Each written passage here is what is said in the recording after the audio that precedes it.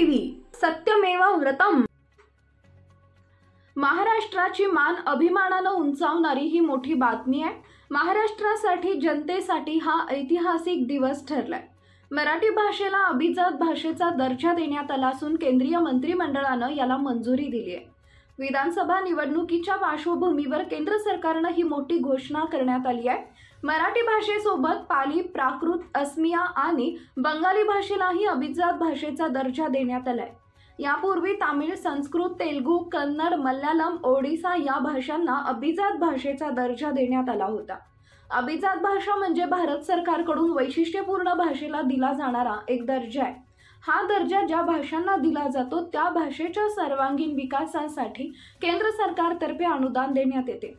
मराठीला अभिजात भाषेचा दर्जा मिळाल्यानंतर उपमुख्यमंत्री देवेंद्र फडणवीस यांनी केंद्र सरकारचे आभार मानले।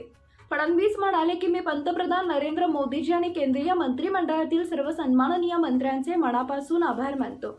यासाठी मी मुख्यमंत्री असताना आणि आताही मुख्यमंत्री एकनाथ शिंदे यांच्या नेतृत्वात सातत्याने पाठपुरावा करण्यात आला। लीळा चरित्रात, ज्ञानेश्वरी, विवेकसिंधू अशा अनेक ग्रंथांचा आधार घेण्यात आला।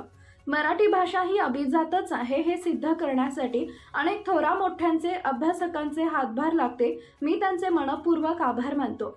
नवरात्रीच्या पहिल्या दिवशी मराठी भाषेला मिळालेला हा बहुमान सुखद अनुभूती देणारा आहे। महाराष्ट्रातील आणि जगभरातील मराठी जनतेचे मी अतिशय मनापासून अभिनंदन करतो।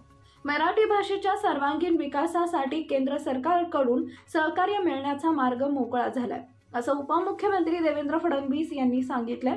तर हिंगोली येथील साहित्यिक अशोक दहापूरकर यांनी मराठी भाषेला अभिजात दर्जा मिळावा म्हणून कशा प्रकारे संघर्ष करण्यात आला व शासनानं मराठी भाषेला अभिजात दर्जा दिल्यानं शासनाचे आभार मानले। भाजप कार्यकर्ते शिवाजी मुटकुळे यांनी सुद्धा महाराष्ट्र शासन, देवेंद्र फडणवीस, नरेंद्र मोदी आणि अमित शाह यांचे आभार मानले। माननीय प्रधानमंत्री नरेंद्र मोदीजी आणि संपूर्ण केंद्र सरकारचे मी मनापासून आभार मानतो की इतक्या वर्षाची मागणी मराठी भाषेला अभिजात भाषेचा दर्जा द्या, ही मागणी माननीय मोदीजींनी आणि मंत्रिमंडळाने मान्य केली आणि आजपासून आपली मराठी भाषा ही अभिजात भाषा म्हणून गणली जाणार आहे। हा स्वर्ण अक्षरांनी लिहिण्याचा दिवस आहे। पंतप्रधान मोदीजी आपले खूप खूप धन्यवाद। महाराष्ट्र सरकारने मी मुख्यमंत्री असताना आणि आता देखील माननीय एकनाथराव शिंदेजींच्या नेतृत्वात सातत्याने पाठपुरावा केला, प्रयत्न केला, पुरावे दिले आणि आज हे सगळे पुरावे मान्य होत मराठी भाषा ही अभिजात भाषा झाली आहे। महाराष्ट्राच्या 12 कोटी जनतेच्या वतीनं आणि जगभरातल्या मराठी माणसाच्या वतीनं मी पंतप्रधान मोदीजींचे मनापासून आभार मानतो। मी या ठिकाणी देशाचे लोकप्रिय पंतप्रधान आदरणीय नरेंद्र मोदी साहेब, त्याचबरोबर या देशाचे गृहमंत्री आदरणीय अमितभाई शहा यांचे आभार व्यक्त करतो, ज्यांनी अनेक दिवसापासून मराठी अभिजात दर्जा यासाठी महाराष्ट्राची वेळोवेळी मागणी होती, ती काल या ठिकाणी मागणी मंजूर झाली आणि महाराष्ट्र शासनानं सुद्धा 3 ऑक्टोबर हा दिवस मराठी अभिजात दर्जा म्हणून या ठिकाणी साजरा होणार आहे। पण या अभिजात दर्जाचा फायदा असा होणार आहे, जसं अनेक 6 राज्यामध्ये 6 भाषिक आहेत। जसं आंध्र प्रदेशमध्ये तेलुगू भाषा म्हणून ओळखली जाते, कर्नाटकमध्ये कन्नड भाषा म्हणून ओळखली जाते आणि तामिळनाडूमध्ये तामिळ म्हणून भाषा ओळखली जाते। असं या भाषेमुळे त्या राज्याची ओळख निर्माण होती। अशीच ओळख आमच्या महाराष्ट्राची या राज्याची ओळख मराठी भाषा म्हणून ओळखली जाणार आहे। यासाठी मी महाराष्ट्र शासनाचे आदरणीय देवेंद्र फडणवीस साहेब असतील, आमचे मुख्यमंत्री एकनाथभाई शिंदे साहेब असतील, यांचे मी मनपूर्वक आभार व्यक्त करतो आणि परत एकदा आमचे नरेंद्रभाई मोदी, अमित शाह साहेबांचे सुद्धा आभार व्यक्त करतो आणि इथून पुढच्या काळात 3 ऑक्टोबर हा दिवस मराठी अभिजात दर्जा म्हणून आम्ही साजरा करणार आहे। यासाठी सुद्धा आम्हाला मनस्वी आनंद होत आहे।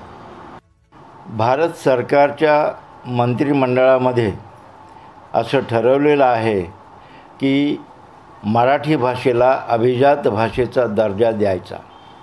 ही गोष्ट मराठी भाषिकांसाठी अत्यंत आनंदाची आहे।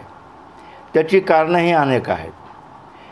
भाषा खूप जुनी प्राचीन भाषा असली तरी त्या भाषेचं मूल्य इतर भाषिक लोकांना कळत नाही, त्यामुळं हा विलंब झालेला आहे. खरं पाहिलं तर मराठी भाषिकांनी खूप प्रयत्न केलेले आहेत. अगदी अलीकडे जर भारत शासने यांच्या आयोगानंसुद्धा खूप संशोधन केलेलं आहे. वस्तुस्थिती ही वेगळी आहे.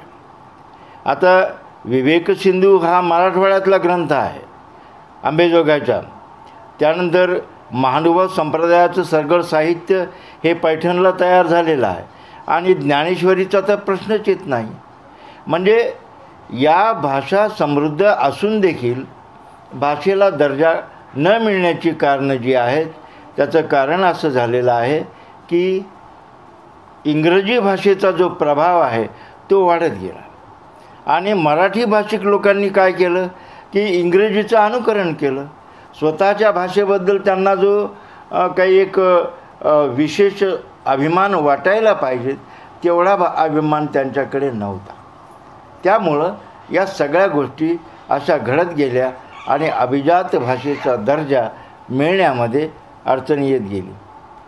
एक तुम्हाला सांगतो, प्राचीन वाङ्मय जर बघायचं असेल तर सगळ्या प्रकारचे कोश, मग ते चरित्रकोश असतील, शब्दकोश असतील किंवा माहिती आणि ज्ञानकोश असेल, समृद्ध आहे मराठीमध्ये. परंतु त्याची नोंद घेतल्यामुळे किंवा काही लोकांना याची माहिती नसल्यामुळं हा भाषेचा दर्जा देण्यामध्ये विलंब झालेला आहे. ही गोष्ट तेवढीच खरी आहे. पण थोडा विलंबाने काय होईना आपल्या सरकारनं आपल्या भाषेचा गौरव वाढविलेला आहे, याबद्दल मला खूप अभिमान वाटतो. दुसरी एक गोष्ट महत्त्वाची सांगावीशी वाटते की एवढ्यामुळे आपलं काम संपलं अशातला भाग नाही. खूप काम करावं लागणार आहे. सगळ्यात महत्त्वाची गोष्ट सांगतो, 1951च्या जेव्हा आपली म्हणजे जनगणना झाली त्यावेळेला एक गोष्ट लक्षात आली होती की आपल्या देशामध्ये, आपल्या महाराष्ट्रामध्ये, विशेषतः महाराष्ट्रामध्ये 2500पेक्षा जास्त बोलीभाषा होत्या. आजची परिस्थिती काय आहे? 80% भाषा ह्या मृतप्राय झालेल्या आहेत. खरं म्हणजे बोलीभाषा हीच मुख्य भाषेचं फार मोठं देणं असतं, एक वैभव असतं आणि तेच वैभव आपल्याकडे कमी झालेलं आहे. अशा तऱ्हेचं भाषेची हेळसांडही खूप झालेली आहे आणि भाषेचा ज्या पद्धतीने वापर व्हायला पाहिजे, वाढ व्हायला पाहिजे तसं नाही. अलीकडे मराठी शाळा शोधणं कठीण झालेलं आहे आणि इंग्रजी शाळांमधून सगळे विद्यार्थी शिक्षण घेत आहे. ही गोष्टसुद्धा फार चांगली आहे, अशातला भाग नाही. आपण स्वतःला मराठी भाषिक म्हणवतो आणि सही इंग्रजीत करतो ना, ही वस्तुस्थिती आहे. चला निदान आजच्या दिवसापासून आपण एक करूयात की आपली स्वाक्षरी ही मराठीतून असली पाहिजे. मग थोडंफार आता प्रभावच फार झालेला आहे. रस्त्यावर जाताना एक पाटीसुद्धा मराठी दिसत नाही आणि हे आपलं दुर्दैव आहे, कारण आपण आपल्या भाषेसाठी काहीच करत नाही. तर इथून पुढे काही गोष्टीसाठी आपण प्रयत्न केले पाहिजेत. आपली भाषा, ग्रामीण भाषा, बोलीभाषा जतन केली पाहिजेत. जुने जे समृद्ध ग्रंथ आहेत ते ग्रंथ जतन करून ठेवले पाहिजेत. हे सगळं भाषेचं वैभव आहे आणि कितीही बदललो तरी भाषा ही आपली प्राण आहे आणि या भाषेचा गौरव, या भाषेचा सन्मान भारत सरकारने ठेवल्याबद्दल मी त्यांचे आभार मानतो आणि एक महाराष्ट्राला मोठे गौरवाची बाब आजपासून आलेली आहे असं मी समजतो.